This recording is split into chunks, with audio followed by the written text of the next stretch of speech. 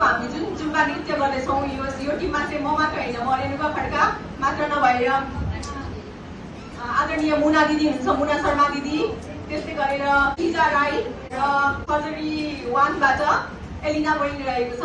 Doctor सरले पनि भन्नुभएको थियो सबैजनाले चाहिँ हामीले स्वस्थ जीवनशैली अपनाउनुपर्छ। स्वस्थ जीवनशैली हुनलाई चाहिँ हामी नर्सहरूले हेल्प गरिरहेका हुन्छौँ, स्वास्थ्यकर्मीहरूले चाहिँ सहयोग पुऱ्याइरहेका हुन्छौँ त भनिरहेका हुन्छौँ, तर हामीले आफैले आफूलाई समय दिइरहेका हुँदैनौँ। हामीले अरूलाई ध्यान दिने क्रममा, अरूको स्वास्थ्य जीवनशैलीलाई सुधारात्मक बनाउने क्रममा हामीले आफ्नै जीवनशैलीलाई चाहिँ समय दिँदैनौँ। हामीले 2 घन्टा अथवा 1 घन्टा अथवा आधी घन्टा पनि समय दिइरहेका हुँदैनौँ।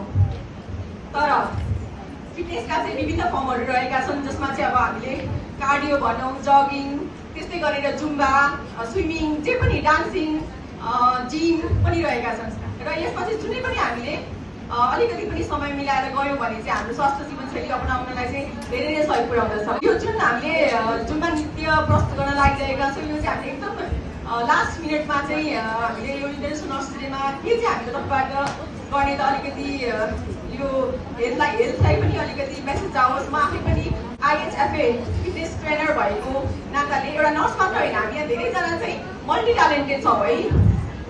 हामी चाहिँ एउटा नर्स ड्युटीमा भयौँ भने घरमा गएर मम हुन सक्छौँ। अनि हामी हाम्रो प्यासनहरू के छ हामी त्यो कुराहरूलाई फलो गरिरहेका हुन्छौँ भने बिइङ अ फिटनेस ट्रेनरमा चाहिँ अब एक्सर्साइजका फर्महरू देखाउने कुरा त आएन अहिले।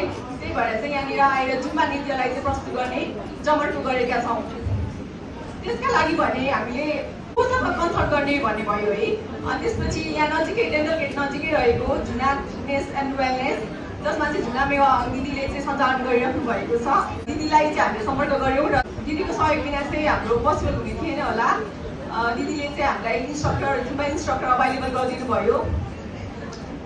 आदरणीय पिङ्की राई म्याम, उहाँले चाहिँ हामीलाई छोटो छ 3 मिनटको नृत्य रहेको छ, जुन चाहिँ अहिले एकदम ट्रेन्डिङ, यहाँहरूले गेस गर्न सक्नुहुनेछ, एकदम एनर्जेटिक ट्रेन्डिङ सङ रहेको छ।